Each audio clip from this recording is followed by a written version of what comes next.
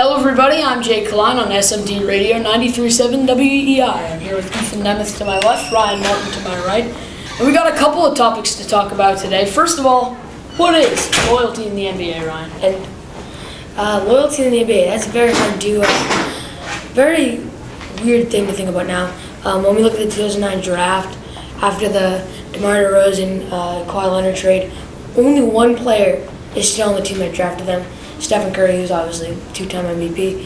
But it just shows you how, either a player is chasing a lot of money and going to go to a team in a higher market for more money, or he's chasing a ring, like DeMarcus Cousins is doing. $5.3 million, very, very low for a player of his potential.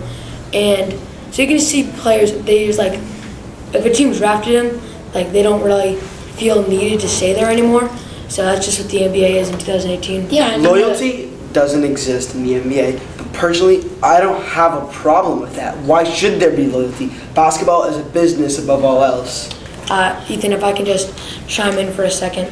Loyalty, I think some people need loyalty of a sports team because you're gonna see a player play for you every season. You're gonna get used to it. You're gonna want to say, "Oh, we're in a rebuild. He just traded a bunch of our guys, but this one guy is still here. This is now my new favorite player of this team." We're in an era in sports, and especially in basketball, where players are moving every single year, and honestly, that's the way it should be. You should be playing.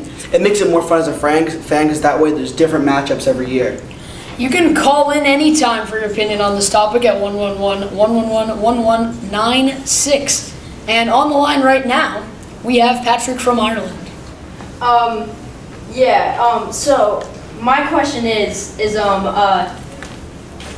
how do you think the players such as DeMar DeRozan deal with the fact that there is no loyalty? I think that he just needs to get over himself. Yeah, he was traded. Yeah, that sucks. But he needs to get over himself. He's an adult, he's a professional basketball player, and he's going to need to learn how to win wherever he is. I mean, I know we hear this a lot, but basketball is a business, and it sounds so cliche, but if you think about the Raptors were not going anywhere. They had good players, Kyle Lowry, DeMar DeRozan, Serge Ibaka, etc. They had talent, but it just wasn't working. They weren't getting out of the Eastern Conference, and I think LeBron left, and there's a wide open gap, and they did their best to take advantage of that, and that was Kawhi Leonard. Let's not forget, though, that this loyalty in the NBA, the problem with it, it's not really only the player's fault. DeMar DeRozan wanted to be in Toronto. When he was a free agent after his rookie contract was up, the only team he decided to meet with was the Toronto Raptors because he loves Toronto. He wants to stay in Toronto.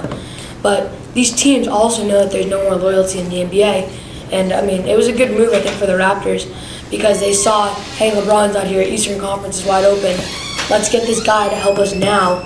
And I think it was a pretty good move. And the debate of loyalty in the NBA will never end. So now we can swing it over to a totally different side of the sports world. Let's go baseball. Do you guys have any free agent targets? And again, call in 111-111-1196 for your free agent of baseball opinions. Free agent targets, there's going to be a lot of good free agents this year. Most notably, obviously, Bryce Harper. He's looking like he could go places. Most notably, the Yankees are looking in consideration for him. But, there's some other teams too. But Bryce Harper is definitely the LeBron James of this MLB free agency. If I was the Nationals, I would trade Bryce Harper at this trade deadline. They're 6 games back from not one, but 2 different teams in their division. They're not going to make playoffs, and if they wait till the end of the season, they're not going to get anything from Bryce Harper. And if there's any trade deadline talk going on too, to go in with that, call in for that as well. We have James from Canada. I ask you three, which team do you think will most likely target Bryce Harper? The New York Yankees. They have the money and they have the sway with him to win him over. Yeah, Not only does the Yankees want Bryce Harper in New York, Bryce Harper wants to be in New York too.